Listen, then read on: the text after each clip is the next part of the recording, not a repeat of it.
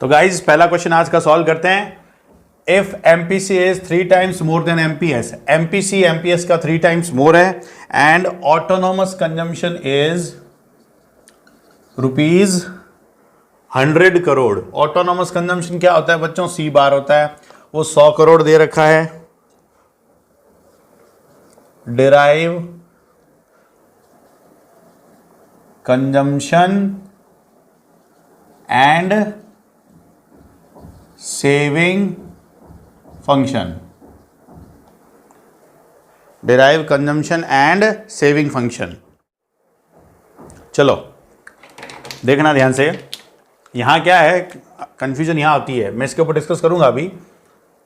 MPC is 3 times more than MPS, ये लिखा हुआ है। तुम लोगों ने अभी जो आंसर दिए हैं, तुमने जो आंसर दिए वो इस आधार पे दिए, इस बेसिस पे दिए। अगर यूं लिखा हुआ होता if MPC is 3 times of MPS, पहले मैं ये बताता हूं आपको। अगर यूं लिखा हुआ होता MPC is 3 times of MPS, यानी एमपीसी एमपीएस का 3 गुना है, तो क्या इक्वेशन बनती बताओ? जो तुमने इक्वेशन बनाई वो क्या होती? एमपीसी के लिए क्या लिखते तुम? यही लिखते, यही लिखते क्या बताओ भाई? एमपीसी 3 गुना है एमपीएस का। अगर ये 10 है तो ये कितना होगा? 10 को 3 से मल्टीप्लाई कराओ, कितना जाएगा? 30। कोई कंफ्यूजन है क्या इसमें? तो बोलो। लेकिन यहां क्या लिखा है? MPC is 3 times more than MPS. MPC MPS का 3 टाइम्स है, तो इसको कैसे सॉल्व करेंगे? देखो, एज्यूम करो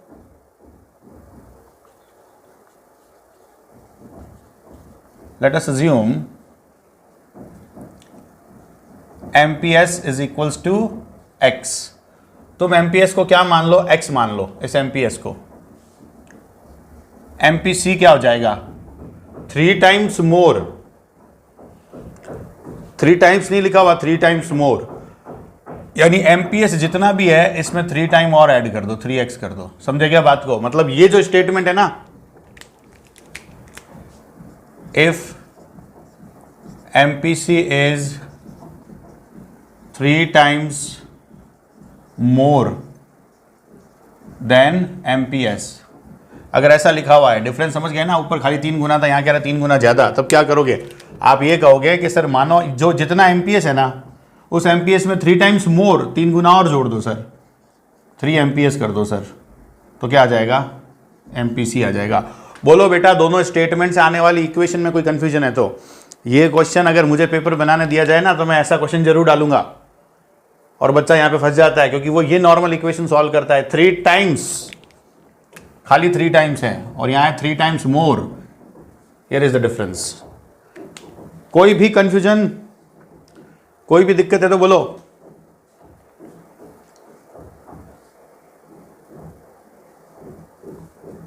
मन में नहीं रखना भाई, ठीक है? अब एक बार वापस सॉल्व करके देखो इसको, क्या आती है। इक्वेशन तक निकाल दो, बाकी आगे तो बहुत इजी है। इक्वेशन क्या आती है वो देखो।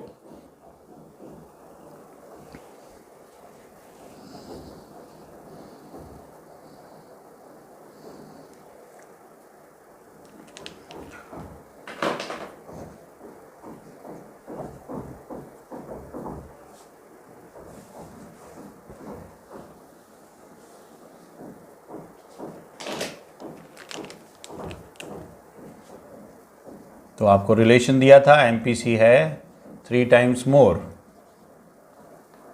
ठीक है? और हम जानते हैं कि एमपीसी प्लस एमपीएस 1 के इक्वल होता है ना बच्चों। तो हम क्या करेंगे, ये ऊपर से एमपीसी की वैल्यू यहाँ रख देंगे इस जगह पे। कितना है MPC? MPC MPS plus 3 MPS.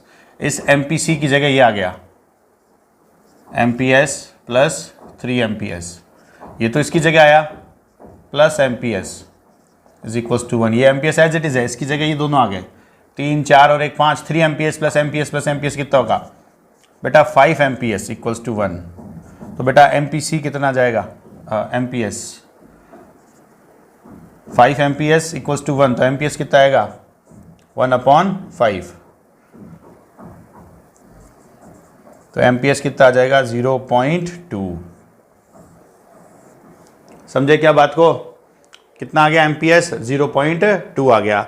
अगर MPS 0.2 है, हमें पूछा क्या है कंजम्पशन सेविंग फंक्शन, तो MPS की जरूरत पड़ेगी, साथ साथ MPC की भी जरूरत पड़ेगी। तो MPC क्या हो जाएगा 1 माइनस MPS 1 माइनस 0.2। मैं पूरा लेंथी प्रोसेस इसलिए बता रहा हूँ बच्चों कि सब्जेक्टिव अगर इसको एक्सप्लेन करना हो तो ये ऐसे स्टेप होने चाहिए, आपकी कॉपी बोलनी चाहिए, वो ये चल रहा है मामला।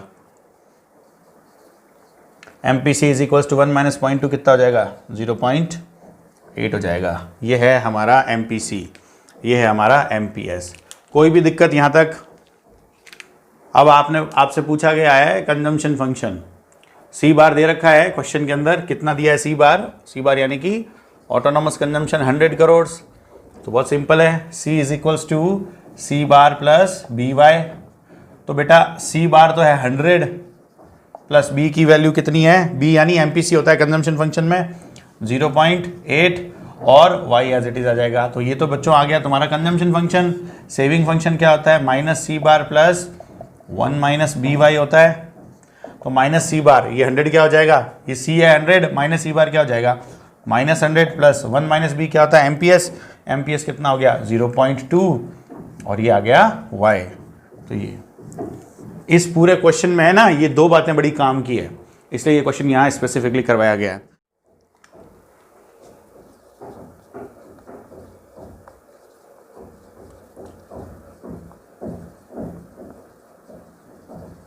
The break even income of an economy is 800 crore. BEP income दी है आपको 800 करोड़ और साथ कहा है तुम्हें if MPS is 1/4, MPS is 1/4 of MPC, find out autonomous consumption. अब ये पहला ऐसी कैटेगरी का क्वेश्चन है जिसमें हमसे ऑटोनॉमस कंजम्पशन पूछा था। अब तक हमने जितने भी क्वेश्चन किए हैं उसमें ऑटोनॉमस कंजम्पशन गिवन रहता था, यहां हमसे पूछा है ऑटोनॉमस कंजम्पशन। करिए सॉल्व इसको। क्वेश्चन ने कहा है break even income of economy. बेटा पिछले चैप्टर में BEP था, एट BEP क्या होता है भाई, consumption is equals to income. यही होता है जब ब्रेक इवन पॉइंट पे होते हो। सेविंग से कंजम्पशन फंक्शन डिराइव किया था, C और Y बराबर थे, जहां APC 1 होता है, जहां APS 0 होता है, यानी सेविंग वाला पॉइंट x एक्सिस को टच करता है, वो BEP होता है, C इक्वल्स टू Y।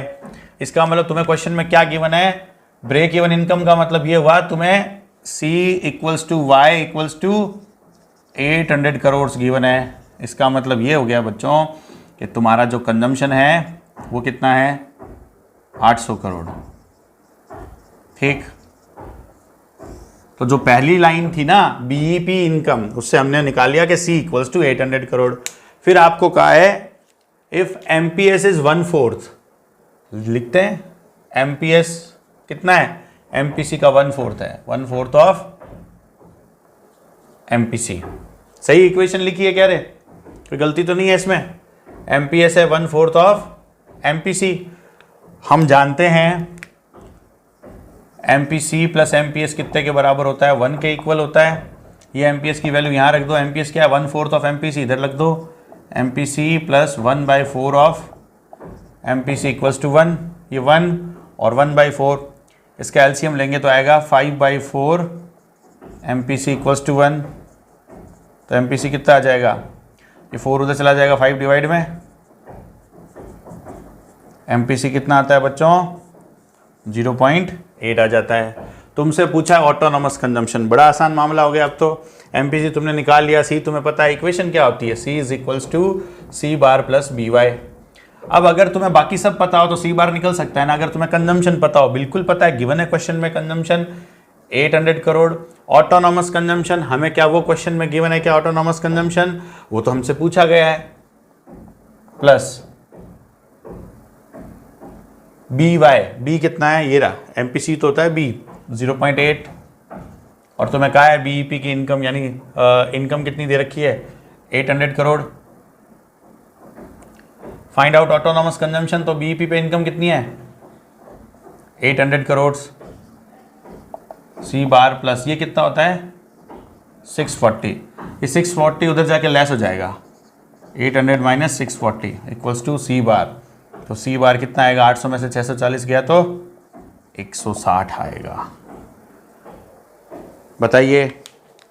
अरे डफोड़ संको, ऐसे क्वेश्चन आए एग्जाम में करके आने हैं, यहाँ इसलिए करवा रहा हूँ तुम्हें कि वहाँ यहाँ मेहनत करोगे तो कोई दिक्कत नहीं होगी। स्कूल से ज़्यादा उम्मीद मत करना कि इतने क्वेश्चन तुम्हें करवाएंगे, कोई नहीं करवाएगा इस तरीके। मैंने वैरायटी करवाने की कोशिश की है, क्वेश्चन ज़्यादा तो आप अपने आप कर लोगे, बुक है तुम्हारे पास, वहाँ उठा लो क्वेश्चन सॉल्व करना शुरू कर दो, जो भी किताब है कोई फर्क नहीं पड़ता।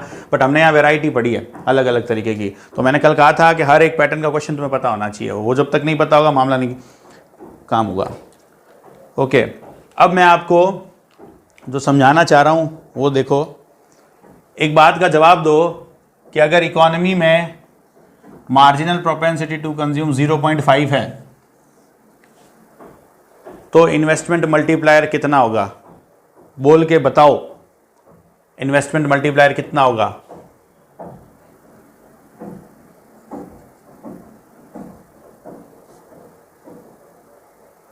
बोलो। एमपीसी अगर 0.5 है तो के होगा 2। यार इतनी देर थोड़ा लगती है इसको, तो तुरंत आंसर आता है, क्योंकि फॉर्मूला होता है के इक्वल्स टू 1/1 माइनस एमपीसी। यहाँ 0.5 रखोगे तो यहाँ 0.5 ही बचेगा, 1/0.52 होगा।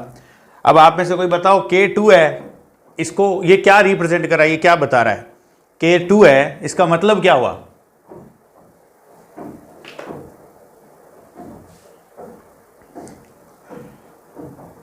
बिल्कुल, जितनी इन्वेस्टमेंट किया जाएगा इनकम उससे 2 गुना बढ़ जाएगा, फॉरवर्ड ऑपरेशन ऑफ मल्टीप्लायर होगा। यानी अगर 100 करोड़ का इन्वेस्टमेंट इन्फ्यूज किया जाता है इकोनॉमी में तो नेशनल इनकम 200 करोड़ से बढ़ जाएगी। ये तो चलो आपने फॉर्मूले से और सब तरीके से समझ लिया, लेकिन ये काम कैसे करता है सर, ये बड़ी गजब की बात है कि ये के 2 है या के 5 है, मान लो किसी केस में के 5 है, तो आप 100 करोड़ का इन्वेस्टमेंट बढ़ाओगे और नेशनल इनकम 500 करोड़ से बढ़ जाएगी।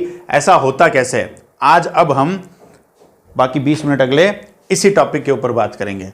ठीक, इसको बोलते हैं इन्वेस्टमेंट मल्टीप्लायर का फंक्शन। ठीक है, इन्वेस्टमेंट मल्टीप्लायर का फंक्शन बता रहा हूं। आगे आएगा एक मनी मल्टीप्लायर और आएगा, दोनों एक जैसे हैं। इन्वेस्टमेंट मल्टीप्लायर ढंग से समझ लोगे तो मनी मल्टीप्लायर जो बैंकिंग और वाला चैप्टर है उसमें भी समझ आ जाएगा। इसको आप एक टेबल से एक्सप्लेन करते हो जिसको बोलते हैं मल्टीप्लायर प्रोसेस। वो क्या है, सबसे पहले तो ये समझो, एक इक्वेशन लिख रहा हूं, चेंज इन इन्वेस्टमेंट।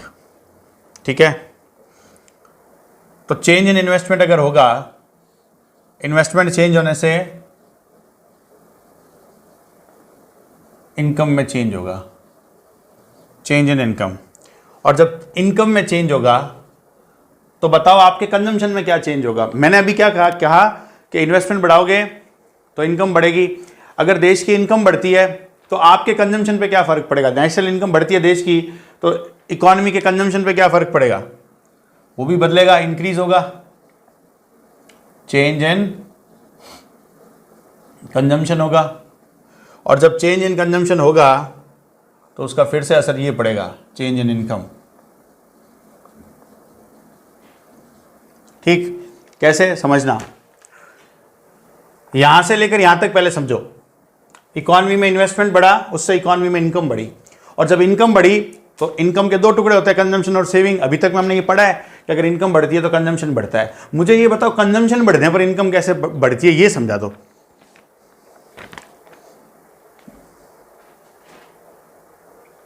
ये जो यहां से यहां तक का तो हम पढ़े हैं, यहां से यहां ये जो आया वापस ये कैसे आया, ये बोल के बताओ भाई मेरे को। और बाकी सब भी जवाब दिया करो, गिनती के 2-4 बच्चे हैं वही बोलते रहते हैं। हाँ बेटा बोलो।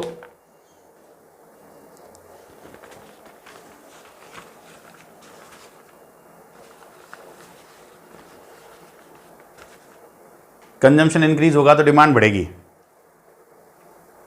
यही तो। इसको यूं समझो, आप लोगों को मैं पढ़ा रहा हूं, मैं आपको पढ़ा रहा हूं, ये आपका क्या है भाई, कंजम्पशन है। और आप जब कंज्यूम कर रहे हो तो पैरेलल एक घटना और हो रही है। वो क्या हो रही है, चेंज इन इनकम हो रहा है। इनकम किसकी बदल रही है, मेरी इनकम बदल रही है कि नहीं बदल रही है। समझे कि नहीं समझे। एक आदमी का कंजम्पशन दूसरे की इनकम होता है कि नहीं होता है। नेशनल इनकम में बताया था ना, याद करो, तुम ब्रेड परचेज करके लाए थे और उस ब्रेड पे तुमने जो खर्च किया वो पीछे की चेन में जितने भी लोग थे उन सबकी पॉकेट में गया था। कौन कौन था, पहले रिटेलर था, आप सीधा रिटेलर से डील किए थे। रिटेलर से पहले कौन था, बेकरी वाला, बेकरी वाले से पहले फ्लोर मिल वाला, फ्लोर मिल वाले से पहले फार्मर। इन सबको कमाई हुई थी कि नहीं हुई। तो एक का कंजम्पशन दूसरे की इनकम होती है। तो अगर देश का इनकम लेवल बढ़ता है तो कंजम्पशन बढ़ेगा, और कंजम्पशन बढ़ेगी तो फिर से इनकम बढ़ेगी। इस प्रोसेस पे ये काम करता है। अब हम इसको एक टेबल से समझेंगे, तो वो देखिए,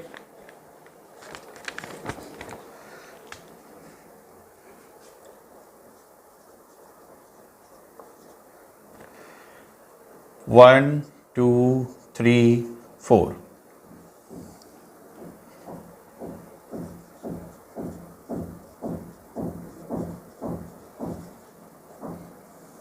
ये हम यहाँ इन्वेस्टमेंट का इंजेक्शन लगाएंगे। डेल्टा आई का मतलब इन्वेस्टमेंट का इंजेक्शन। आपको समझ में आ जाएगा अगले चैप्टर में कि कैसे इन्वेस्टमेंट को इंक्रीज किया जाता है। गवर्नमेंट अपनी पॉलिसी चेंज करती है, उससे इन्वेस्टमेंट चेंज होता है। ठीक है, तो ये कैसे हुआ ये अभी डिस्कस नहीं करेंगे। जब तीनों चैप्टर कंप्लीट हो गए तब आप जानते होगे इसके बारे में। और जब इन्वेस्टमेंट चेंज होगा तो डेल्टा वाई।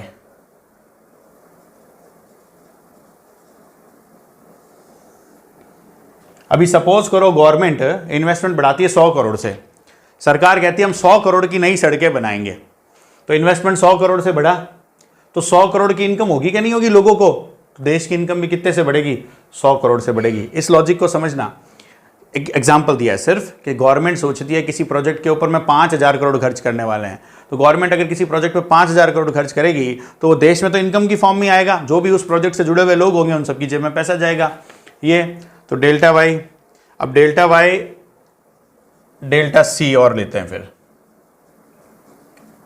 रुपीज करोड़, और लास्ट में लेता हूं डेल्टा एस।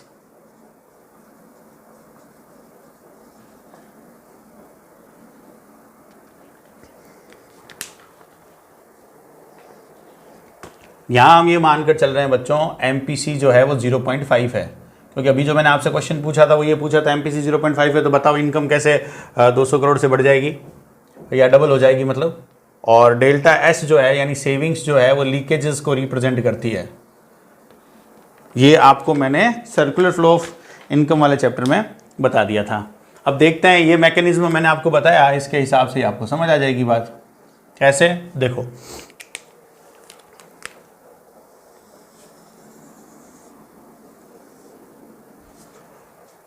इन्होंने इंजेक्शन लगाया है सबसे पहले 100 करोड़ का। इकोनॉमी में हम 100 करोड़ का इंजेक्शन लगाते हैं, मतलब इन्वेस्टमेंट करते हैं।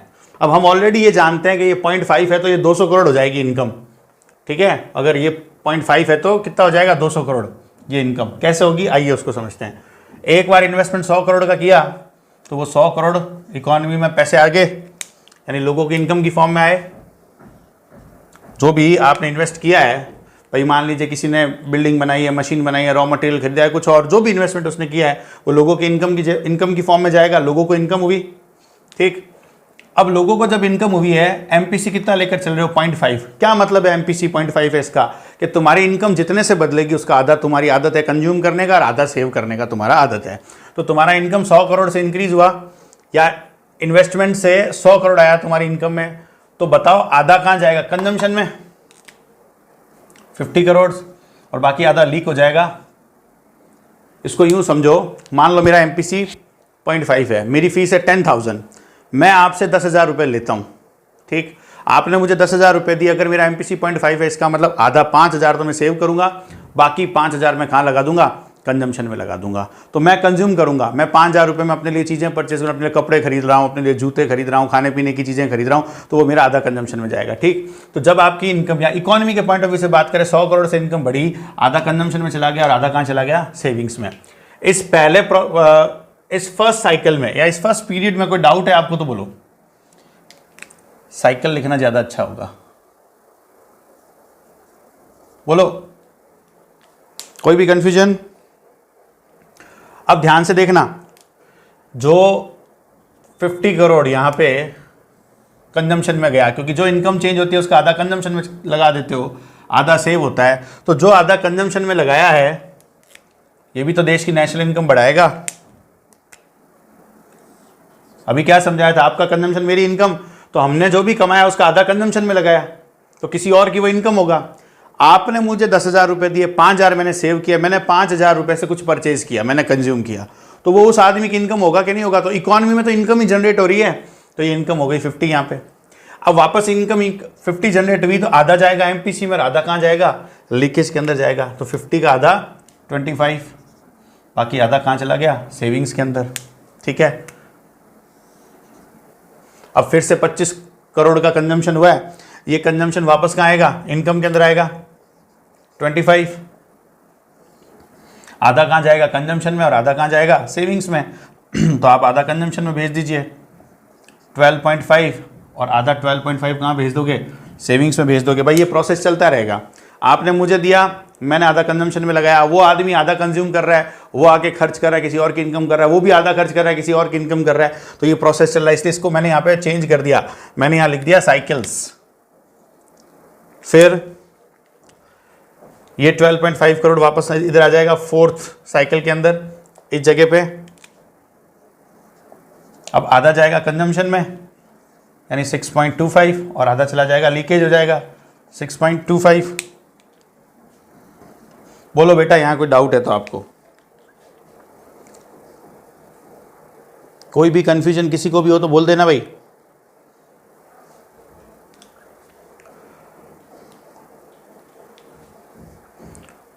अब ये प्रोसेस चलता रहेगा ना, 6.25 वापस इधर आएगा, फिर वो आधा हो जाएगा 3.125, फिर वो आगे, इस तरह से चलता ही जाएगा मामला। तो और दूसरे राउंड्स चलते जाएंगे यूं। ये राउंड कब तक चलेगा, कहां जाके रुकेगा, वो देख लीजिए। फाइनली एंड में हम इसकी टोटल करेंगे, अदर राउंड्स और आगे। इन डॉट्स का क्या मतलब है? Other rounds. क्या मतलब है इन डॉट्स का? Other rounds. अब हम यहां टोटल लिखते हैं। तो आपने 100 करोड़ का इन्वेस्टमेंट लगाया, तो इन्वेस्टमेंट तो 100 करोड़ का हुआ। अब इनकम देखो कितनी हुई, 100, 50, 150, 150 प्लस 25, 175, 175 प्लस 12.5, 187.5, और फिर इस तरह से आगे चलेगा।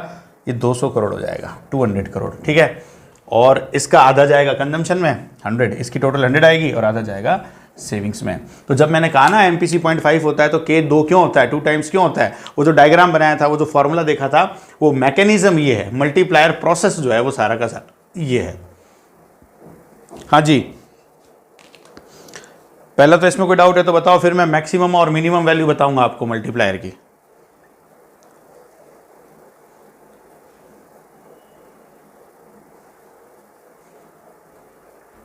Maximum and minimum value of multiplier बताऊंगा।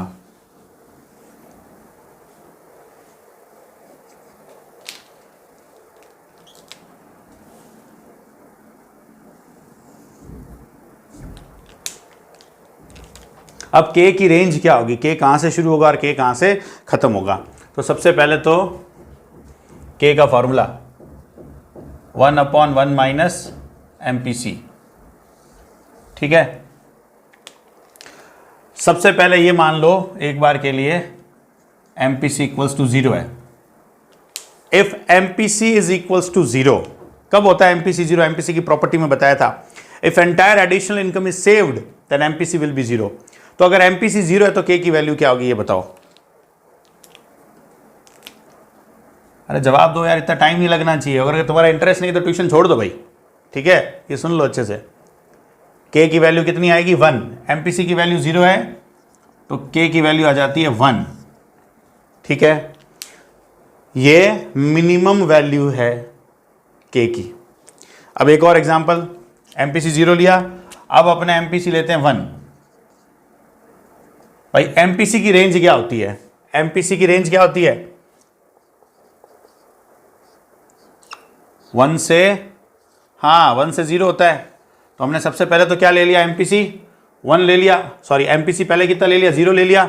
अब MPC कितना लिख रहे हैं अपने? 1। अब जब MPC 1 होगा तो K की वैल्यू बोलो क्या होगी? 1/1 माइनस 1, राइट? तो 1/0। इन्फिनिटी।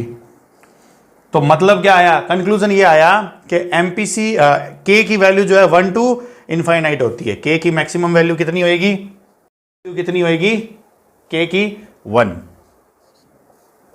तो के ट्रेवल करता है 1 to इनफाइनाइट के बीच में, जैसे एमपीसी ट्रेवल करता है ना 1 और 0 के बीच में, वैसे के ट्रेवल करता है इनफाइनाइट टू 1 के बीच में। ठीक है, तो ये उसकी रेंज होगी, यानी मिनिमम वैल्यू ऑफ के इज पॉसिबल 1 कब होता है, के की वैल्यू 1 जब एमपीसी होता है 0, और मैक्सिमम वैल्यू इनफाइनाइट कब होती है, जब एमपीसी कितना हो जाता है, 1 हो जाता है। इसमें कोई डाउट है, कोई कंफ्यूजन है तो बोलो। अब मैं यहां पे एमपीसी की वैल्यू 1 रख के देखते हैं, या सॉरी एमपीसी की वैल्यू 0 रख के देखते हैं, या 1 रख के देखते हैं। अब सपोज करो एमपीसी 0 होता, तब क्या होता, ध्यान से देखना इसी इक्वेशन में, इसी टेबल में। ये टेबल आपको समझ में आ गई, मैं ये मानकर चल रहा हूं। तब ये होता बेटा कि 100 करोड़ का इन्वेस्टमेंट आता, नेशनल इनकम 100 करोड़ से बढ़ती। अब एमपीसी कितना है बच्चों, कितना ले रहे हैं एमपीसी अपने यहाँ पे, पहले सबसे पहले 1 ले रहे हैं, मान लो एमपीसी कितना ले रहे हैं, ये वाली सॉरी 0 लेते हैं, ये ऊपर वाला ये लिखा है ना एमपीसी 0 है। तो 100 करोड़ से इनकम बढ़ी, और एमपीसी अगर वो वाला 0 है, यहां कितना आएगा बोल के बताओ, इस जगह पे यहां कुछ नहीं आना, यहां 0 आएगा, सारा का सारा उधर चला जाएगा 100। जब यहां कुछ नहीं आएगा तो क्या वापस यहां कुछ आएगा, क्या कुछ नहीं आएगा, आगे भी कुछ नहीं जाएगा, तो ये सारे स्टेप हट जाएंगे ना, ये सारे स्टेप जो है वो हट जाएंगे। क्या बचेगा, खाली 100 आया, 100 इधर चला गया, सारा का सारा 100 सेविंग में चला गया, कंजम्पशन में कुछ नहीं गया। ठीक है, फिर टोटल जब करोगे, बिकॉज ये सारे स्टेप तो है नहीं, टोटल करोगे तो ये 100 आएगा, यहाँ कुछ होगा नहीं तो ये भी 100 आएगा। तो 100 का इन्वेस्टमेंट और 100 से इनकम बढ़ी, 1 टाइम हुआ कि नहीं हुआ, जितना लगा रहे हो उतना ही, मतलब जितना इन्वेस्ट कर रहे हो उतनी इनकम बढ़ी, तो उसको 1 टाइम बोलेंगे। ये बात है, बोलो कोई दिक्कत, कोई कंफ्यूजन इसमें?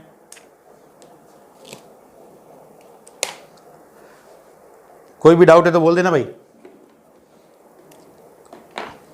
वापस बताऊं ये बात। ओके, ध्यान से सुनो, मैं ये कह रहा हूं कि अगर अपना एमपीसी 0 हो जाए, तो आपने 100 करोड़ का इन्वेस्टमेंट किया, आपका तो एमपीसी 0 है, एमपीसी 0, तो पहले क्या होगा, 100 करोड़ के इन्वेस्टमेंट से इनकम बढ़ेगी 100 करोड़ की। अब जब एमपीसी 0 है, तो क्या लोग कंजम्पशन में कुछ डालेंगे, क्या कुछ नहीं डालेंगे, 0, सारा का सारा सेविंग में चला जाएगा। ठीक, अब जब यहाँ कुछ डाला ही नहीं गया, यहाँ 0 आया, तो यहाँ पे भी 0 आएगा, यहाँ पे भी 0 जाएगा, यहाँ पे भी 0 आएगा, यहाँ पे 0 जाएगा, इस तरह से तो सारा 0 जाएगा। ये सारी वैल्यू यहाँ 50 से लेके यहाँ तक की जितनी भी, और 25 से लेके नीचे जितने भी साइकिल चलेंगे, सारी वैल्यू 0 हो जाएगी। तो इसकी टोटल आएगी 100, इसकी टोटल आएगी 0, इसकी टोटल आएगी 100, और इसकी टोटल आएगी 100। तो आपने क्या कहा, के का एक फॉर्मूला और होता है ना, delta Y upon delta I, तो उसका रिजल्ट क्या आया, डेल्टा वाई भी 100 और डेल्टा आई भी कितना है, 100। तो बताओ के की वैल्यू कितनी आएगी, के की वैल्यू 1 आएगी। समझे बात को, बोलो समझ आई क्या, आपने जिसने क्वेश्चन पूछा उसको?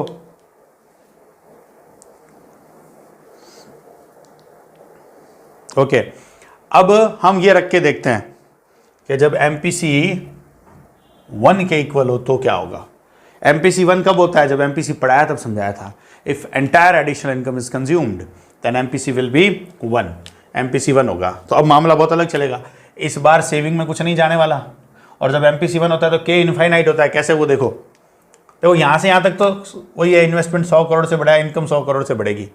अब मुझे ये बताओ यहाँ कितना आएगा डेल्टा सी में, इस जगह पे अगर एमपीसी 1 है तो 100, क्योंकि सारा का सारा आप कंज्यूम करते हो, सेविंग में कुछ नहीं जा रहा, 0। तो ये 100 वापस यहाँ आ गया, एमपीसी तो 1 है, फिर से ये 100 सारा यहाँ चला गया, यहाँ आ गया 0, फिर ये 100 यहाँ आ गया, फिर यहाँ 0, यहाँ पे 100, फिर ये 100 यहाँ आ गया, यहाँ 0, ये 100, फिर ये 100 यहाँ आ जाएगा, ये चलता रहेगा, 100 100 100 100 100 100, ये चलता रहेगा चलता रहेगा चलता रहेगा। तो ये कभी रुकेगा ही नहीं, तो इसको आप कैलकुलेट नहीं कर सकते, चलता ही जाएगा। तो के की वैल्यू क्या हो जाएगी, इनफाइनाइट हो जाएगी, के की वैल्यू इनफाइनाइट हो जाएगी। ये आइडियलिस्टिक कंडीशन है, प्रैक्टिकली ऐसा होता नहीं है, क्योंकि ये सारा का सारा एमपीसी सारा का सारा कंजम्पशन में जाता नहीं है, एमपीसी 1 नहीं होता और एमपीसी 0 भी नहीं होता, इसलिए मैंने यहाँ इक्वल नहीं लगाया। ठीक है, हालांकि लगा सकते हैं इक्वल, कुछ किताबें लगाती कुछ नहीं लगाती, वो तो एक एक्स्ट्रा ऑर्डिनरी कंडीशन मान कर चलते हैं, तब प्रैक्टिकली ये इसके बीच में ही रहता है कहीं ना कहीं। तो ये के की वैल्यू क्या हो जाती है, यहाँ पे इनफाइनाइट हो जाती है। कैसे इनफाइनाइट होगी कि भाई डेल्टा ये चलता रह रहा है चलता रह रहा है चलता रहेगा, तो आप क्या देखोगे, इसी फॉर्मूले में कि डेल्टा इन्वेस्टमेंट आपने बढ़ाया, ये वाला फॉर्मूला उधर लिखा हुआ है, ये वाला formula k is equals to 1/1 minus MPC, और एमपीसी यहां आ गया 1, तो 1/1 माइनस 1, तो ये 1/0, और ये क्या बनेगा, इनफाइनाइट बनेगा। ठीक है, और इस फॉर्मूले से देखें तो डेल्टा वाई कितना आएगा, डेल्टा वाई तो इनफाइनाइट आएगा, और डेल्टा आई कितना है 100। मुझे एक बात बताओ, इनफाइनाइट में अगर मैं 100 का डिवाइड कर दूं तो कितना बचता है, इनफाइनाइट ही बचेगा ना। ये बच्चों ने पढ़ा होगा ना, इनफाइनाइट में कुछ जोड़ दो तो भी इनफाइनाइट है, कुछ लेस कर दो तो भी इनफाइनाइट है, कुछ डिवाइड कर दो, कुछ मल्टीप्लाई कर दो तो इनफाइनाइट है, तो ये इनफाइनाइट। और ये इस फॉर्मूले से 1/1 माइनस एमपीसी से कितना होता है, ये इनफाइनाइट होता है। इसको क्या बोलते हैं, investment multiplier process. Investment multiplier का प्रोसेस कि हमने चलो न्यूमेरिकल कर लिए, हमने डायग्रामेटिकली समझ लिया कि इन्वेस्टमेंट बढ़ा तो इनकम बढ़ी, फॉरवर्ड ऑपरेशन हुआ, लेकिन इस मैकेनिज्म के ऑपरेट होने का तरीका क्या है वो आपके सामने यहाँ पे है। अब आपके डाउट्स लेंगे, बताओ।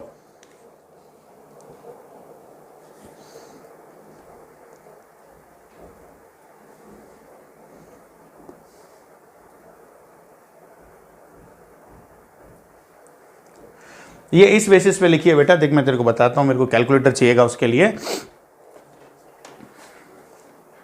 देखिए ये 12.5 उधर जाके 6.25 हुआ, 6.25 इधर आएगा, ठीक, फिर आधा उधर जाएगा, और यहां कितना आएगा, ये वापस 6.25, इस 6.25 का आधा, 6.25 का आधा डिवाइड बाई 2 यानी 3.125, फिर 3.125 इधर आएगा, फिर इस 3.125 का आधा, 3.125 का आधा, यानी ये आ जाएगा 1.5625, वो इधर आएगा, फिर ये वापस इधर आएगा 1.5625, अब इसका आधा कर दे तो ये आ जाएगा 0.78125। तो यूँ चलते चलते एक टाइम आएगा जब ये बहुत ना के बराबर बचेगा, फिर आप इसकी टोटल करोगे तो वो कितने के बराबर आएगा, 200 के बराबर। देख मैं जोड़ता हूँ, 100 plus 50, 100 plus 50 150 plus 25 plus 12.5 plus 6.25 plus 3.125, ठीक है, प्लस 1.5625। तो यहाँ तक जब मैंने लिखी ना, इतनी वैल्यूज लिखी है, तो इसकी टोटल आती है 198.4375। अब और आगे चलेगी तो देख, और आगे चलेगी तो क्या होगा, 1.5625 का आधा, यानी इसमें और जोड़ दे 0.78125, फिर इसका भी आधा आगे आएगा 0.78125 का आधा, तो ये कितना हो जाएगा 0.390625। एक बार और इसका आधा ले लेते हैं 0.195325। अब इसकी टोटल कर 0.390625 प्लस 0.78125 प्लस 198.4375, तो ये कितना आ गया 190। अब इसकी टोटल आ रही है 199.80। तो ये चलता रहेगा बस 200 जब तक नहीं होगा, एकदम जीरो आ जाएगा एक टाइम पे आके, मतलब 0.00 समथिंग। तो आप वहाँ मान लो कि हाँ भाई जीरो हो गया, तो ये सारा 200 करोड़ हो जाएगा। बोल बेटा, समझ आई क्या बात ये?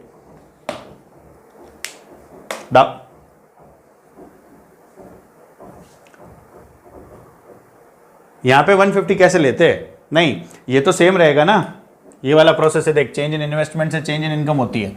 आपने इन्वेस्टमेंट बढ़ाया तो इनकम बढ़ेगी, 100 करोड़ का इन्वेस्टमेंट बढ़ाया तो इनकम 100 करोड़ से बढ़ेगी। मैं क्या कह रहा हूँ, ये इन्वेस्टमेंट बढ़ा, ट्रिगर तो यहाँ से शुरू हो रहा है, ये सबसे पहला ट्रिगर यहाँ हुआ है, प्रोसेस यहाँ से शुरू हुआ है। सबसे पहले आपने 100 करोड़ का इन्वेस्टमेंट लिया है। भाई एमपीसी होता क्या है, इनकम के 2 हिस्से होंगे ना, इन्वेस्टमेंट के 2 हिस्से थोड़े होंगे। क्या होता है एमपीसी? एमपीसी का फॉर्मूला क्या था, ये delta C upon delta Y, यानी इनकम बदलने पर तुम कहां जाते हो, कंजम्पशन में। तो ये कैसे कह सकते हैं इन्वेस्टमेंट चेंज हुआ है तो इनकम पूरा, वो तो नहीं होना है। गवर्नमेंट का प्रोजेक्ट था 2000 करोड़ की रोड बनाना, तो 2000 करोड़ की अगर सड़कें बनती है ना, तो एक बार तो इनकम कितने से बढ़ेगी, वो 2000 करोड़ रुपए लोगों के हाथों में जाएगा ना। भाई जो लेबर आए उनके हाथ में जाएगा कुछ पैसा, जो रॉ मटेरियल खरीदा उनके हाथ में, जैसे तू ब्रेड खरीदती है सबको पैसा जाता है ना, वैसे ही इन्वेस्टमेंट किया सरकार ने 2000 करोड़ का और इनकम बढ़ी 2000 करोड़ की। अब जिन लोगों के हाथ में पैसा पहुंचा है वो उनकी टेंडेंसी, बिकॉज हम एज्यूम करके चल रहे हैं एमपीसी 0.5 है, तो आधा कहां जाता है कंजम्पशन में और आधा कहां जाता है सेविंग्स के अंदर। फिर ये कंजम्पशन वाला किसी ना किसी दूसरे की इनकम बनता है तो इधर आता है, वो लोग उसका आधा खर्च करते हैं, आधा सेव करते हैं, वो फिर वापस इधर आता है। ये इस तरह से चलता है। बोल, ये क्लियर वो बात? ओके, और कोई डाउट है किसी को?